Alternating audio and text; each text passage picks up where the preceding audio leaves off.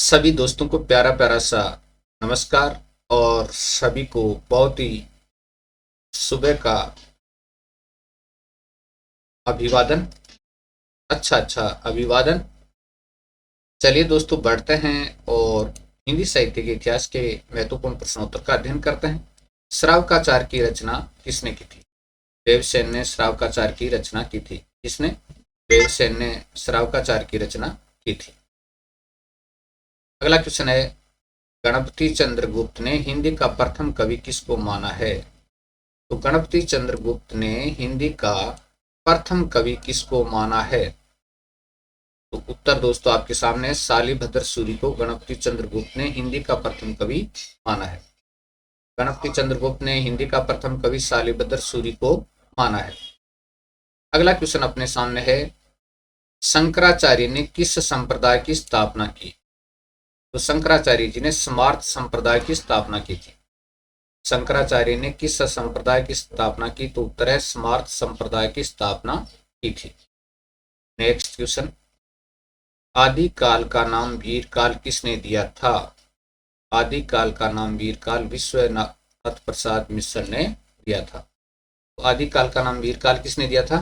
तो आदिकाल का नाम वीरकाल विश्वनाथ प्रसाद मिश्र ने दिया था। ठीक है जी, आ गया। नेक्स्ट आपका प्रश्न है, आदिकाल का नाम आरंभिक काल किसने दिया? आदिकाल का नाम आरंभिक काल किसने दिया था? आदिकाल का नाम आरंभिक काल किसने दिया? तो ये दिया था दोस्तों मिस्र बंधु ने। मिस्र बंधु ने आदिकाल का नाम आरंभिक काल दिया था। किन्होंने दिया था? मिस्र बंधु ने। अगला क्वेश्चन अपना है, आदिकाल को चारण काल किसने कहा? आदिकाल को चारण काल किसने कहा? तो ये डॉक्टर जॉर्ज गिरेस ने आदिकाल को चारण काल कहा था। किसने? डॉक्टर जॉर्ज गिरेस ने आदिकाल को चारण काल कहा था। नेक्स्ट है, राउल वेल के रचनाकार का नाम बताइए। तो राउल वेल के रचनाकार कौन है? रोड़ा कवि हैं राउल वेल के रचनाकार। ठीक है जी। उक्ति व्यक्ति प्रकरण के रचयिता का नाम बताइए। उक्ति व्यक्ति प्रकरण के रचयिता का नाम। तो दोस्तों ये दामोदर शर्मा की रचना है। उक्ति व्यक्ति प्रकरण किसकी रचना है? दामोदर शर्मा की रचना है। याद हो गया होगा, उक्ति व्यक्ति प्रकरण के रचयिता दामोदर शर्मा। अगला प्रश्न है, वर्ण रत्नाकर के रचयिता का नाम बताइए। तो ये ज्योतिरीश्वर ठाकुर की रचना है दोस्तों। वर्ण रत्नाकर किसकी रचना है? ज्योतिरीश्वर ठाकुर की रचना है। ये भी याद हो गया होगा। चलिए, दयाबोध रचना के रचनाकार का नाम बताइए। तो अगला प्रश्न अपना है, दयाबोध रचना के रचनाकार का नाम अपने को बताना है। तो किसकी रचना हो सकती है दोस्तों? तो ये गुरु गोरखनाथ की रचना है दयाबोध। दयाबोध किसकी रचना है? गोरखनाथ की रचना है। अगला है, पंच अग्नि रचना के रचनाकार का नाम बताइए। पंच अग्नि, तो ये भी दोस्तों गुरु गोरखनाथ की रचना है पंचअग्नि। पंचअग्नि किसकी रचना है? गुरु गोरखनाथ की। नेक्स्ट है, अष्ट चक्र रचना के रचनाकार का नाम बताइए। अष्ट चक्र रचना के रचनाकार का नाम अपने को बताना है। तो ये भी दोस्तों गुरु गोरखनाथ की रचना है, जिसका नाम है अष्ट चक्र। ठीक है जी। और अगला प्रश्न है, रस राह रचना के रचनाकार का नाम बताइए। रस राह, तो ये गुरु गोरखनाथ की रचना है, जिसका नाम है रस राह। रस राह रचना के रचनाकार कौन है? गुरु गोरखनाथ। प्रबंध कोश रचना के रचनाकार का नाम बताइए। प्रबंध कोश, तो ये राजशेखर की रचना है प्रबंध कोश। प्रबंध कोश रचना किसकी है? राजशेखर की रचना है। ठीक है जी, याद कर लिया। परमाल रासु का दूसरा नाम क्या है? परमाल रासु का दूसरा नाम, तो आला खंड है परमाल रासु का दूसरा नाम। परमाल रासु का दूसरा नाम क्या है? आला खंड है। ठीक है जी। अगला क्वेश्चन है, आदिकाल को बीज वपन काल नाम किसने दिया? आदिकाल को बीज वपन काल नाम किसने दिया था? आदिकाल को बीज वपन काल नाम किसने दिया? आचार्य महावीर प्रसाद द्विवेदी ने आदिकाल को बीज वपन काल नाम दिया था। किसने दिया दोस्तों बीज वपन काल नाम? आचार्य महावीर प्रसाद द्विवेदी ने दिया था आदिकाल को बीज वपन काल नाम। ठीक है जी।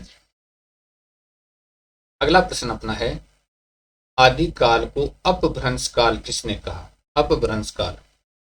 तो आदिकाल को अपभ्रंश काल कहने वाले कौन थे? तो इसका उत्तर है दोस्तों धीरेन्द्र वर्मा ने आदिकाल को अपभ्रंश काल कहा था। किन्होंने? धीरेन्द्र वर्मा ने। ठीक है जी। नेक्स्ट क्वेश्चन अपना है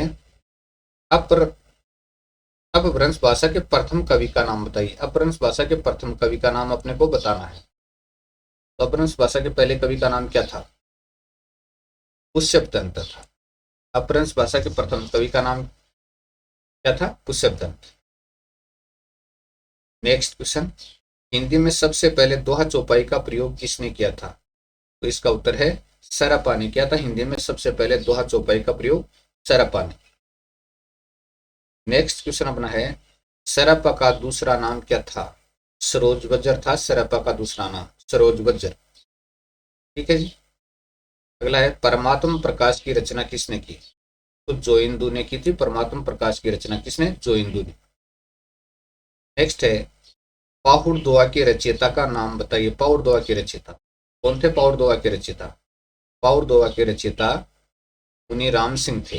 राम सिंह की रचना है पाहुड़ दोहा, राम सिंह की रचना है। ठीक है जी।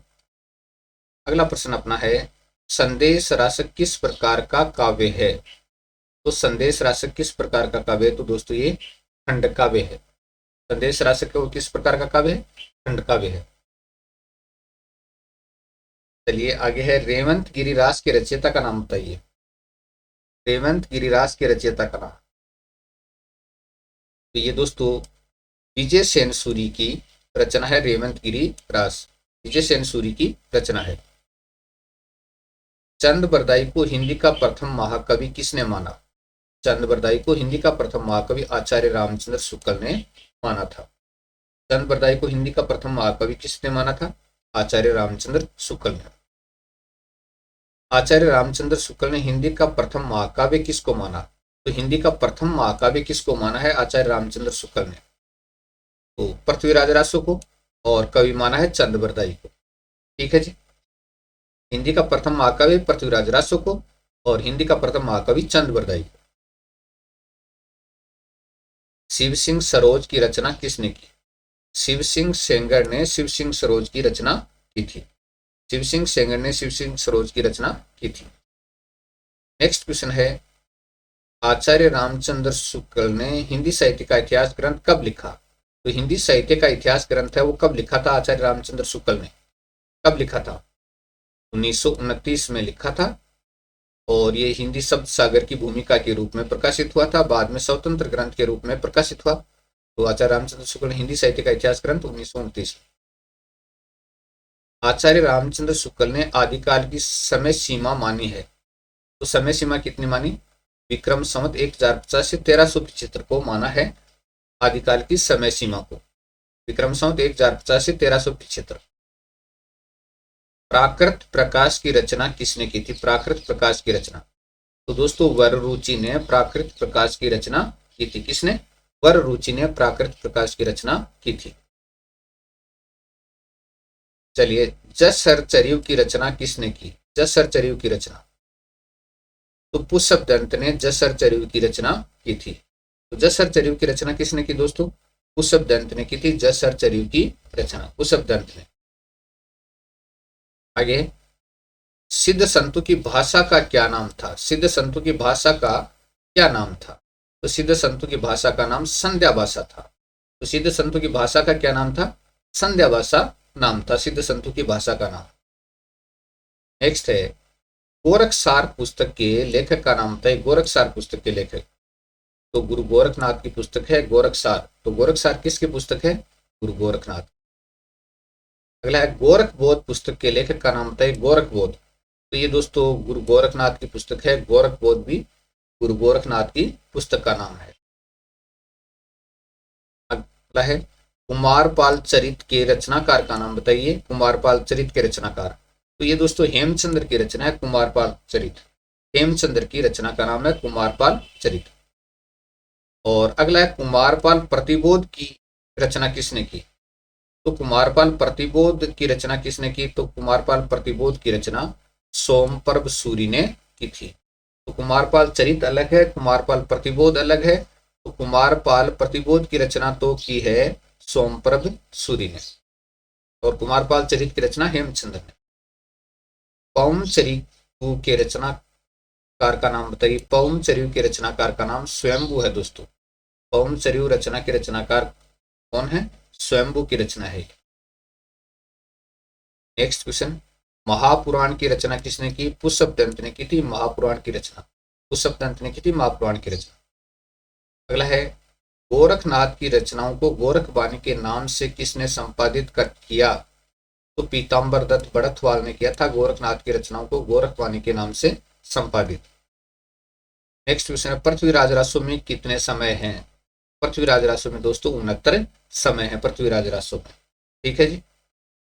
अगला है, रणमल छंद की रचना किसने की थी? रणमल छंद की रचना तो श्रीधर ने की थी। रणमल छंद की रचना किसने? श्रीधर ने। अगला प्रश्न है, कथा सरित सागर की रचयिता का नाम बताइए। सोमदत्त की रचना है कथा सरित सागर। तो कथा सरित सागर किसकी रचना है? सोमदत्त की रचना है। भृंग भृंगी के समाज के रूप में किस रचना को लिखा गया? बहुत ही शानदार क्वेश्चन है। भृंग भृंगी के समाज के रूप में किस रचना को लिखा गया? तो दोस्तों ये कीर्ति लता को लिखा गया था भृंग भृंगी के समाज के रूप में, यानी भ्रमर और भ्रमरी के समाज के रूप में कीर्ति लता को लिखा गया है। अगला क्वेश्चन अपना है, कृष्ण रुक्मणी बेली की ये रचनाकार का नाम बताइए। पृथ्वीराज राठौड़ की रचना है दोस्तों। ये बहुत ही मोस्ट रचना है, कृष्ण रुक्मणी बेली पृथ्वीराज राठौड़ की रचना है। नेक्स्ट है, अपभ्रंश का वाल्मीकि किसको कहा जाता है? तो स्वयंभू को कहा जाता है। अपभ्रंश का वाल्मीकि किसको कहा जाता है? स्वयंभू को। अगला है, उपदेश रसायन रास के रचयिता का नाम बताइए। तो ये दोस्तों जिनदत्त सूरी की रचना है। उपदेश रसायन रास जिनदत्त सूरी की रचना है। नेक्स्ट है, ललित ललाम रचना के रचनाकार का नाम बताइए। तो ये मतीराम की रचना है और उनका ये अलंकार ग्रंथ है। ललित ललाम मतीराम की रचना है और उनका अलंकार ग्रंथ है। रस रहस्य रचना के रचनाकार का नाम बताइए। तो दोस्तों ये कुलपति मिश्र की रचना है और रस से संबंधित ग्रंथ है। तो रस रहस्य रचना है तो कुलपति मिश्र की रचना है और रस से संबंधित ग्रंथ है ये। ठीक है जी। अगला है, श्रृंगार लता रचना के रचनाकार का नाम बताइए। दोस्तों ये सुखदेव मिश्र की रचना है और रस से संबंधित है। श्रृंगार लता रचना है वो सुखदेव मिश्र की रचना है और रस से संबंधित रचना है। ठीक है जी। अगला क्वेश्चन है, काव्य प्रकाश रचना के रचनाकार का नाम बताइए। तो दोस्तों ये चिंतामणि त्रिपाठी की रचना है काव्य प्रकाश। तो काव्य प्रकाश रचना किसकी है? चिंतामणि त्रिपाठी की रचना है काव्य प्रकाश। ठीक है जी। नेक्स्ट क्वेश्चन अपना है, आचार्य चिंतामणि के काव्य शास्त्र संबंधी ग्रंथ का नाम बताइए। ये बहुत ही मोस्ट क्वेश्चन है। आचार्य चिंतामणि के काव्य शास्त्र संबंधी ग्रंथ का नाम कवि कुल कल्पतरु है। कवि कुल कल्पतरु की रचना किसने की? चिंतामणि त्रिपाठी ने। एक बार पुनः बोल देता हूं, कवि कुल कल्पतरु की रचना चिंतामणि त्रिपाठी ने की थी, याद कर लेना दोस्तों। नेक्स्ट है, आचार्य देव के काव्य शास्त्र संबंधी ग्रंथ का नाम बताइए। तो शब्द रसायन है वो आचार्य देव का काव्य शास्त्र संबंधी ग्रंथ है। ठीक है जी, शब्द रसायन। नेक्स्ट है, श्रीपति के काव्य शास्त्र संबंधी ग्रंथ का नाम बताइए। तो काव्य सरोज है वो श्रीपति का काव्य शास्त्र संबंधी ग्रंथ है। श्रीपति का। काव्य कल्पद्रुम की रचना किसने की? काव्य कल्पद्रुम की रचना श्रीपति ने की। अब ये काव्य कल्पद्रुम और कुछ रचनाएं आपस में मिलती जुलती सी लगती हैं, एक सी हैं, तो इनका थोड़ा ध्यान रखिएगा। श्रीपति का काव्य कल्पद्रुम किस प्रकार का ग्रंथ है? तो ये दोस्तों अलंकार ग्रंथ है। काव्य कल्पद्रुम अलंकार ग्रंथ है। और अगला प्रश्न है, भूषण के अलंकार ग्रंथ का नाम बताइए। तो शिवराज भूषण है। भूषण के अलंकार ग्रंथ का नाम क्या है? शिवराज भूषण है। और मतीराम के रस संबंधी ग्रंथ का नाम बताइए। तो रसराज है। मतीराम के रस संबंधी ग्रंथ का नाम क्या है? रसराज है। चलिए, महाराजा जसवंत सिंह के अलंकार ग्रंथ का नाम बताइए। भाषा भूषण है और ये प्रसिद्ध से प्रसिद्ध रचना है दोस्तों, प्रसिद्ध से प्रसिद्ध रचना है। नेक्स्ट क्वेश्चन, रहीम के रस से संबंधित ग्रंथ का नाम बताइए। तो बैरवे नाई का भेद है, वो रहीम का रस से संबंधित ग्रंथ है। चलिए नेक्स्ट, आचार्य देव के रस संबंधी ग्रंथ का नाम बताइए। तो ये सुख सागर तरंग है, वो आचार्य देव का रस संबंधी ग्रंथ है। ठीक है जी, तो आज की वीडियो में इतना ही, अगले वीडियो में फिर मिलेंगे। आपका दिन मंगलमय हो दोस्तों।